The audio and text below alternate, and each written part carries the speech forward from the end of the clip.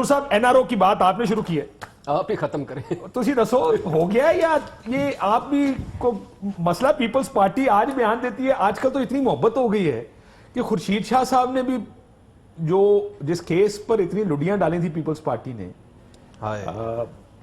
NRO माफी चाहता हूं पैनामा के केस पर, उस पर भी खुर्शीद शाह साहब ने कुछ और बयान दे दिया। आज वो कहते हैं कि इनको जेल में नहीं रखना चाहिए। मैं सुनाता हूं सारे, जरा आप बताइए एनआरओ हो गया चौधरी साहब?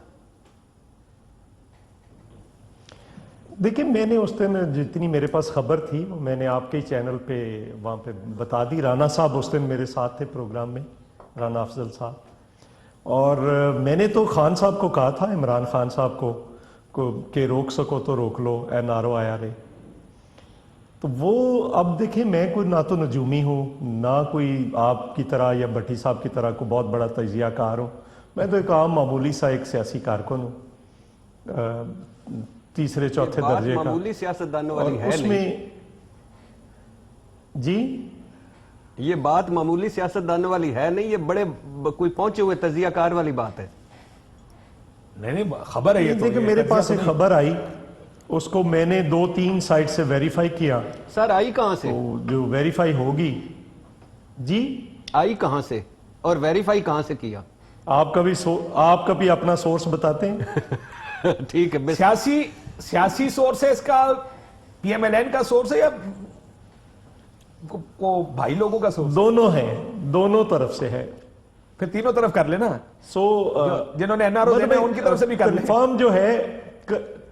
कंफर्म जो है वो इधर से हुई, PMLN की तरफ से हुई, तो फिर मैंने कहा कि ये ठीक ही होगी। उस पे देखें, इस पे जरूरत नहीं ज्यादा, मेरा ख्याल है प्रेस को या तो अपना रिसर्च करनी चाहिए या इतना उतावला होने के बजाय चंद दिन देखें, ये अनफोल्ड होती जाएंगी जैसे जैसे। मुझे तो उन्होंने ये भी बताया था कि कल मियाँ साहब या लाहौर के किसी अस्पताल में शिफ्ट हो जाएंगे, तो वो मैंने नहीं उस दिन कहा, लेकिन वो कंफर्मेशन के लिए ज़रूरी था, तो वो हो गया।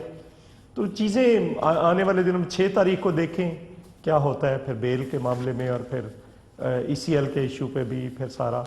राणा साहब, फिर ये सारी चीज़ें कह रहे, देखिए मैं एक गुजारिश करूँ काशिफ जी, हमें पता चल जाता है कि किस पार्टी के केसेस अब फास्ट ट्रैक पे चले गए हैं, किसके गो स्लो पे चले गए हैं, किसके बैक बर्नर पे चले गए हैं। तो ये सारी चीज़ें हैं उसमें। फिर अगर PTI के कुछ लोगों ने कहा कि ये नहीं होने देंगे, तो उन्होंने कहा जी आपके केसेस भी पड़े हैं, वो भी फिर फास्ट ट्रैक पे चले। और एतजाज साहब ने भी अपना तज्जिया दिया यही।